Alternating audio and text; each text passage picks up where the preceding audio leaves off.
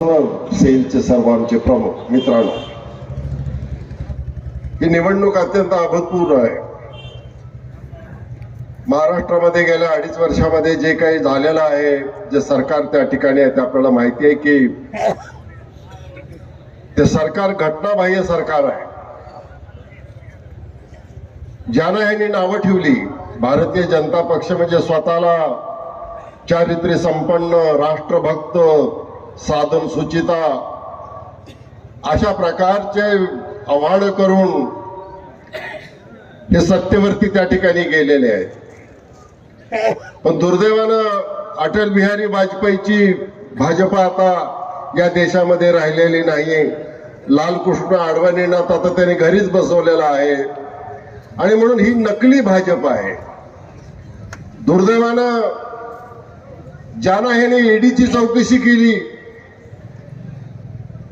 एकनाथ शिंदे साहेब आणि त्यांचे 40 लोक, आपण आतापर्यंत असं ऐकून होतो किंवा माहिती होती आपल्याला की एखाद्या सोसायटीला 2 माणसं कमी पडले तर त्यांना उचलून घेऊन जात होते.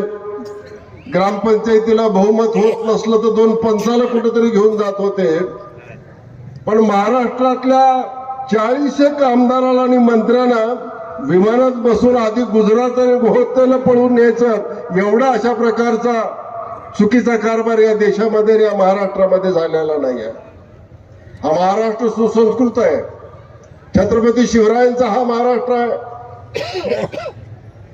डॉक्टर बाबासाहेब आंबेडकर, महात्मा ज्योतिराव फुले, शाहू महाराज यांचा हा महाराष्ट्र आहे. स्वर्गीय यशवंतराव चव्हाण साहेबांचा हा महाराष्ट्र आहे. वसंतराव नाईकांचा हा महाराष्ट्र आहे. वसंतदादा पाटलांचा हा महाराष्ट्र आहे. डॉक्टर बॅरिस्टर बाबासाहेब भोसले साहेब, आपलं अंतोले साहेबांनी या ठिकाणी मुख्यमंत्री म्हणून काम केलं, त्यांचा हा महाराष्ट्र आहे. शरदचंद्र पवार साहेबांचा हा महाराष्ट्र आहे. डॉक्टर शिवाजीराव पाटील निलंगेकर साहेबांचा हा महाराष्ट्र आहे. विलासराव देशमुख साहेबांचा हा महाराष्ट्र आहे. ही ओळख महाराष्ट्राची संबंध देशाला या ठिकाणी झालेली आहे. पण आज काय होतंय तुम्ही बघितलेलं आहे.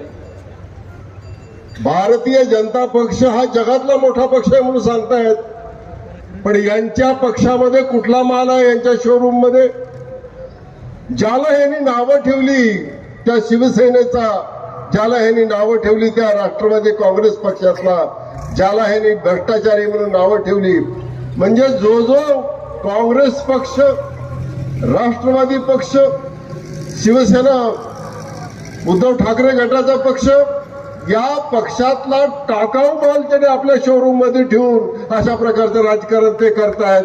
ही महाराष्ट्रातली जनता कदापि त्याला माफ करणार नाही, आपण समजून घेतलं पाहिजे. आज सरकारमध्ये कुठलंही काम पैसा दिल्याशिवाय होत नाही, टक्केवारी दिल्याशिवाय कुठलाही मंत्री फायलीवरती सही करत नाही, अशा प्रकारची परिस्थिती निर्माण झालेली आहे. आणि त्याचाच लोन जिल्ह्यामध्ये पसरलेला आहे. आपला माणूस, सामान्य माणूस जर एखादा सरकारी कामासाठी कुठल्या कार्यालयामध्ये गेला तर तिथं त्या कागदावर वजन ठेवल्याशिवाय त्याचं काम होत नाही. आणि म्हणून जे महाराष्ट्रामध्ये भ्रष्टाचारी सरकार त्या ठिकाणी काम करत आहे, त्याचंच लोन दुर्दैवानं निलंगा मतदारसंघामध्ये सुद्धा आलेला आहे. आणि इथं सुद्धा त्याच पद्धतीचं, कारण त्या झाडाचीच फळं या ठिकाणी आहेत ज्यांनी या मागच्या काळामध्ये काम केलेलं आहे. आणि म्हणून आमच्या सगळ्या व्यासपीठावरच्या तरुणांनी सन्माननीय अशोकराव पाटील साहेबांसहित सर्वांनी या पद्धतीच्या पिढवणुकीच्या राजकारणाच्या विरोधामध्ये आवाज उठवण्याचं काम त्या ठिकाणी केलेलं आहे. मला या गोष्टीची निश्चित फार अवघड होतं इथं तिकीट देणं.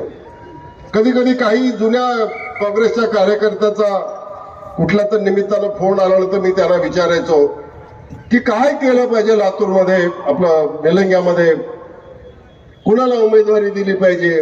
तेव्हा ते म्हणायचे, साहेब तुमच्या समोर तर पेच आहे, काय निवडावं हे अवघड आहे. कारण एकावर एक चांगला उमेदवार खरं म्हणजे त्या ठिकाणी होते. अशोकराव साहेबांसारखा एक पक्षावरती एकनिष्ठ असलेला, परंपरा, दादासाहेबांची परंपरा चालवणारा असा नेता होता. पातंबरे साहेबांसारखा लोकांची सेवा करणारा एक डॉक्टर सुद्धा याच्यामध्ये इच्छुक होता. एक शिकलेला तरुण म्हणून, प्राध्यापक म्हणून अजितराव माने सारखा एक शिकलेला तरुण इच्छुक होता. आणि अभय सारखा सर्वसामान्याच्या कुटुंबात आलेला असाही तरुण याच्यामध्ये इच्छुक होता. असे अनेक जण होते, पण पक्षाने त्याच्यामध्ये निवड केली सामान्य माणसाचा आवाज उठवणारा अभय साळुंखे याला या पक्षाची उमेदवारी दिली आणि म्हणून त्या पद्धतीनं मी त्यांच्या सर्वांचे कौतुक करतो की अभयच्या पाठीमागं ठीक आहे, माणूस आहे, त्याची इच्छा असते, त्याची अपेक्षा असते आणि ते सगळे पात्र आहेत, पण पक्ष काही सर्वांना उमेदवारी देऊ शकत नाही ही अडचण सुद्धा पक्षासमोर असते. पण ज्या ज्या मित्रावरती अन्याय झालाय मी अशोकरावजींना सांगू इच्छितो की हा अन्याय दूर केल्याशिवाय भविष्यामध्ये तुम्हाला पक्षाला तुमची आवश्यकता आहे. तुम्ही पक्षासाठी एवढी वर्ष काम इच्छापेक्षा अधिक उत्साह मला त्या ठिकाणी दिसला आणि जसं वक्त्यांनी सांगितलं की ही सभा प्रचाराची आहे का विजयाची सभा आहे इतका उत्साह मला या मतदारामध्ये दिसतोय. कारण हा बदल करणं गरजेचं आहे. या मतदारसंघाची दादागिरी तुम्हाला मोडून काढायची आहे. या मतदारसंघामध्ये जे चुकीच्या पद्धतीचं राजकारण गेली 15-20 वर्ष चाललेलं आहे त्या राजकारणाचा बदल करण्याची गरज आहे.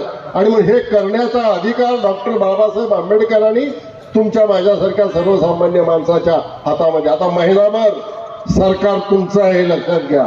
येणाऱ्या 20 तारखेच्या 5 वाजेपर्यंत सरकार हे तुम्ही आहात. उभे राहिलेले उमेदवार किंवा सत्तेत असलेले मंत्री सरकार नाही आहेत. बाबासाहेबांनी आम्हाला शक्ती दिलेली आहे आणि म्हणून योग्य वेळ आलेली आहे की हे परिवर्तन ह्या निलंगा मतदारसंघामध्ये झालं पाहिजे आणि ते केल्याशिवाय इथला युवक इथला शेतकरी स्वस्थ बसणार नाही अशा प्रकारची अपेक्षा मला या निमित्तानं वाटते. आज सकाळीच जागृती कारखान्याचा बॉयलर आम्ही पेटवला, मुळी आम्ही टाकली, अग्निप्रदीपन केलं बॉयलरचं. तो बॉयलर कारखान्याचा पेटला नाही, या भागातल्या गोरगरीब शेतकऱ्याची चूल पेटवण्याचं काम आणि त्याचा प्रपंच दगदगदा ठेवण्याचं काम त्या कारखान्याच्या माध्यमातून केलं. महाराष्ट्रातला सर्वात चांगला खाजगी कारखाना जो अधिकाधिक भाव देतो, गेल्या 10-12 वर्षामध्ये 72 कोटी रुपये FRP पेक्षा जास्त देणारा खाजगी कारखाना हा तुमचा जागृती कारखाना आहे. आणि तो आल्यापासून पाणी आलं. आता आपल्याला निलंगेकर साहेबांनी प्रयत्न केले, विलासराव देशमुख साहेबांनी प्रयत्न केले, त्याच्या माध्यमातून पाणी आलं. पण कारखानदारी दुर्दैवाने या भागामध्ये चालू शकली नाही की जागृतीच्या रूपाने तीही उणीव त्या ठिकाणी भरून काढलेली आहे. पण काही लोकांच्या पोटात दुखतंय. कारखाना चांगला चालतोय, खाजगी असून सुद्धा शेतकऱ्याला न्याय देतोय आणि मग ह्या कारखान्याची चौकशी झाली पाहिजे. जिल्हा मध्यवर्ती बँक देशामध्ये 1 नंबर आहे. अशोकरावजी, जयेश आणि बिराजदार आम्ही सगळे संचालक त्या ठिकाणी आहोत. दर वर्षाला नाबार्डकडनं तपासणी होत असते, आपण समजून घेतलं पाहिजे. नाबार्डची टीम ही अर्थमंत्र्याच्या अखत्यारीखाली काम करते. त्या निर्मला सीतारामन ज्या अर्थमंत्री केंद्रीय आहेत ती केंद्रीय टीम असते, आमचीच नव्हे सगळ्या बँकांची चौकशी होते. आणि जेव्हा तपासणी होते तेव्हा 1 महिनाभर त्यांची टीम या जिल्ह्यामध्ये असते. कारखाने तपासतात, पतसंस्था तपासतात, बँकेचं हेड ऑफिसचं माहिती घेतात. या अशा प्रकारच्या तपासणीने गेल्या 20 वर्षामध्ये सातत्यानं जिल्हा मध्यवर्ती बँकेला अ वर्ग त्या ठिकाणी दिलेला आहे. ह्याची चौकशी झाली पाहिजे. म्हणून मुंबईला पत्रकार येणारे तुमचे हे जे काही विद्यमान भाजपचे आमदार आहेत त्यांना हे सगळी गोष्ट सहन होत नाही. अशोकरावजीने आम्ही तिथं चांगलं काम करतोय हे त्यांना पटत नाही. आणि म्हणून अशा लोकांच्या पाठीमागं जी बँक शेतकऱ्याच्या पाठीमागं त्यांना मदत करण्यासाठी उभी आहे, तुमचे संसार फुलवण्याचं काम करतं. 5 लाखापर्यंत कर्ज शेतीसाठी बिनव्याजी आपण त्या ठिकाणी देतो. ही महाराष्ट्रातली नव्हे तर देशातली एकमेव बँक आहे. पण हे सगळंच जे चाललंय ज्या माध्यमातून शेतकऱ्याचं गोरगरीब माणसाचं भलं होतंय हे त्यांना बघवत नाही. आणि म्हणून त्याच्या विरोधामध्ये काहीतरी अफवा निर्माण करणं, काहीतरी टीव्हीच्या माध्यमातून बोलणं आणि एवढ्यावरती न थांबता सुद्धा पत्रकार परिषद घेऊन त्या ठिकाणी काम करतायत. अहो करा ना तुम्ही चांगलं काहीतरी. तुम्ही सुद्धा कारखाने चांगले चालवून दाखवा, तुम्ही सुद्धा बँका चांगल्या चालवून दाखवा, तुम्ही सुद्धा स्वच्छ कारभार करून दाखवा, सामान्य माणसाला न्याय द्या. तुम्ही केलेल्या रस्त्याची काय अवस्था, तुम्ही केलेल्या योजना कागदावरतीच अधिक आहेत असं आता अगोदरच्या वक्त्यांनी सांगितलं. प्रत्यक्षपणे हे सगळं होत नाही आणि हे बदलण्याची ताकद तुमच्या मतामध्ये आहे, तुम्ही समजून घेतलं पाहिजे. अभयला उमेदवारी देत असताना सामान्य माणसाचा आवाज म्हणून तर दिलेला आहे, त्याचं नावच अभय आहे. तो कोणाला भीत नाही आणि तो भिणार नाही हे समजून घेतलं पाहिजे. जी भाषा तुम्हाला कळते त्या भाषेमध्ये अभय आता पुढच्या काळामध्ये तुमच्या बाजूने उभं राहून त्यांना उत्तर देईल आणि त्यांना योग्य प्रकारचा धडा शिकवेल. ही गोष्ट आपण समजून घेतली पाहिजे. आणि म्हणून तुमच्या स्वतःच्यासाठी ज्या शिवरानंदपाळ, देवणी आणि निलंगा या भागाचा विकास करण्याच्यासाठी तुम्हाला अभयच्या पाठीमागं, काँग्रेस पक्षाच्या पाठीमागं, आघाडीच्या उमेदवाराच्या पाठीमागं उभं राहायला पाहिजे. काय झालं हे वेगळं सांगण्याची गरज नाही. आणि म्हणून समजून घेतलं पाहिजे की कारण नसताना शिवसेना त्यांनी फोडली, कारण नसताना त्यांनी पवार साहेबांचा पक्ष फोडला. आणि काय केलं शेवटी, ज्याला तुम्ही भ्रष्टाचारी म्हणून सगळ्या देशामध्ये, देशाचा पंतप्रधान जेव्हा म्हणतो की हे सगळे लोक भ्रष्टाचारी आहेत, खरं तर त्यांची जागा मग त्यांच्या म्हणण्याप्रमाणे जेलमध्ये असली पाहिजे. पण त्यांनी त्यांचा उलट काय केलं, 2 दिवसामध्ये पक्षामध्ये घेतलं, मंत्रिपदाच्या शपथा त्याला दिला, लाल दिवाची त्याला गाडी दिली. म्हणजे मग काय समजून घ्यायचं आपण की पंतप्रधानाला आणि देशाच्या गृहमंत्र्यांना सुद्धा भ्रष्टाचाराच्या विषयी काही राग नाही आहे. जे तुम्ही त्यांच्या मांडीला मांडी लावून व्यासपीठावर तिथे बसतायत, त्यांच्यासाठी महाराष्ट्रभर फिरून प्रचार करतायत, याच्यापेक्षा आणखी भाजपचं पितळ किंवा भाजपचा ढोंगीपणा दुसरा काय असू शकतो. आणि म्हणून शेतकरी पिळून निघालेला आहे, युवकाच्या हाताला काम नाही आहे. महिलांच्या बाबतीमध्ये लाडकी योजना म्हटली, 1,500 रुपये देण्याच्या बाबतीमध्ये, पण लाडक्या भावाचं काय, दाजी बेजार आहे तेल आणि बाजाराची महागाई बघून. दाजीला इकडे कंगाल केले, तिकडच्या खिशातनं पैसे काढलेत आणि बहिणीला काढून दिलेत. पण आमची बहीण सुद्धा हुशार आहे. तिचा भाऊ जर अभय असेल तर तो हुशार आहे, तुम्ही समजून घेतलं पाहिजे. आणि आमच्या लाडक्या बहिणी ज्या त्या म्हणतायत, त्यांचंही मतदान हे पंजालाच त्या माध्यमातून मिळणार आहे, हे आपण समजून घेतलं पाहिजे. आम्हाला या निलंगा मतदारसंघाला खूप पुढे घेऊन जायचं. पुढे घेऊन जात असताना आमची आता शक्ती वाढलेली आहे. आमच्यासोबत आदरणीय ॲडव्होकेट संभाजीराव पाटील साहेब आहेत, आदरणीय एस.एन. पाटील साहेब आहेत, आदरणीय जयश्रीताई पाटील आहेत, त्यांचा मोठा संच आहे. आता या शिरूर आनंदपाळ मधनं 90-95% मतदान आता काँग्रेसच्या बाजूने वनवे या ठिकाणी होणार आहे. आणि ज्याच्या पाठीमागं शिरूर आनंदपाळ उभं राहतं तोच आमदार प्रचंड मताने निवडून येतो, हा आजपर्यंतचा इतिहास आहे. आणि म्हणून आता चिंता करण्याचं काही कारण नाही. पण असं म्हणून भागणार नाही, सतर्क राहावं लागणार आहे. बूथ वरती जे गोरगरीब माणसं आहेत त्यांच्यापर्यंत काँग्रेसचा विचार नेऊन पोहोचवावा लागणार आहे. त्यांना मतदान केंद्रापर्यंत घेऊन यावं लागणार आहे. आणि त्यांना या आघाडीच्या काँग्रेसच्या उमेदवाराला कशा प्रकारचं मतदान करायचंय या बाबतीमध्ये सुद्धा सांगावं लागणार आहे. आपल्यामध्ये छोटे मोठे काही गाव पातळीवरती मतभेद असू शकतात, ग्रामपंचायतच्या निवडणुकीमुळं, सोसायटीच्या निवडणुकीमुळं.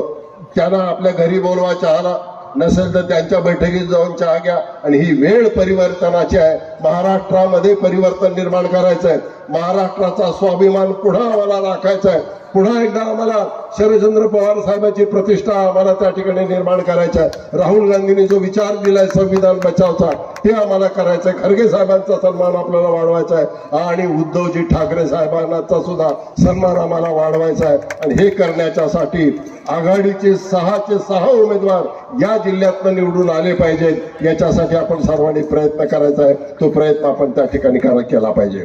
अभयने या ठिकाणी MIDCच्या बाबतीमध्ये सांगितलं, खरोखरच ही गोष्ट गेल्या 15 वर्षामध्येच व्हायला पाहिजे होती, किमान शेवटच्या 5 वर्षामध्ये सुद्धा व्हायला